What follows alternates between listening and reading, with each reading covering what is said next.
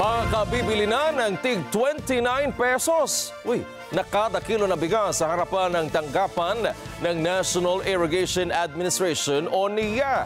Ayon sa NIA, unlimited ang supply ng murang bigas di tulad sa mga Kadiwa Center na hanggang 5 kilo lang daw ang pwedeng bilhin ng bawat individual. Alamin natin ang balita kay Vic Samintak.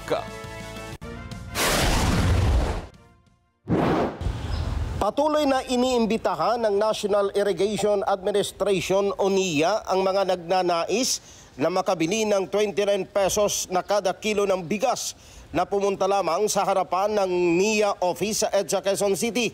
Sinabi ni Gilbert Cafe, Community Development Officer ng NIA, na unlimited ang supply ng bigas na nagkakahalaga ng 29 pesos ang kada kilo. Ayon kay Cafe, kahit ilang kilo ang bilhin ng isang individual ay hindi nililimitahan, hindi tulad sa mga Kadiwa Centers na hanggang 5 kilo lamang ang maaaring bilhin ng bawat individual. Sinabi ni Cafe na ang supply ng bigas ng NIA ay galing mismo sa mga local farmers bilang insentibo sa ayuda ng ahensya na 50,000 pesos sa bawat magsasaka na nagsasaka ng hindi bababa sa 1 hektarya. Niliwanag ni Cafe na bawat benepisaryong magsasaka ay magbenta sa NIA ng 5,000 kilogram ng bigas na mas mamabang presyo upang maibenta sa mga consumers ng 29 pesos kada kilo. Galing po to sa ating mga Irrigators Association na sa ating programa na tinatawag na Farming Support Services Program ng ating National Irrigation Administration.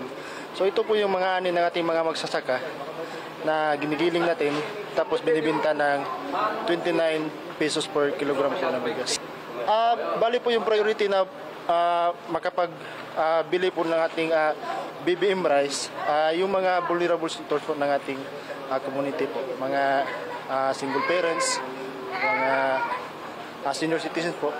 Ikinatuwa naman ng mga mamimili ang 29 pesos na kada kilo ng bigas dahil itinuturing nilang malaking tulong sa kanilang budget. Magkano ang bigas na binibili namin? 55, 60. Oo. De mahigit kalahati ang natanggal. Malaki rin bagay po kasama bibili ka ng mahal ng bigas ngayon. Binigyang diin ng NIA na ang patuloy na pagbebenta ng murang bigas sa publiko ay bilang pagtalima sa programa ni Pangulong Ferdinand Marcos Jr. na murang bigas sa bawat Pilipino. Vic Samintak para sa Mata ng Agila, matatag, matapang, matapat. Maraming salamat sa inyo pong pagsubaybay sa Mata ng Agila Primetime.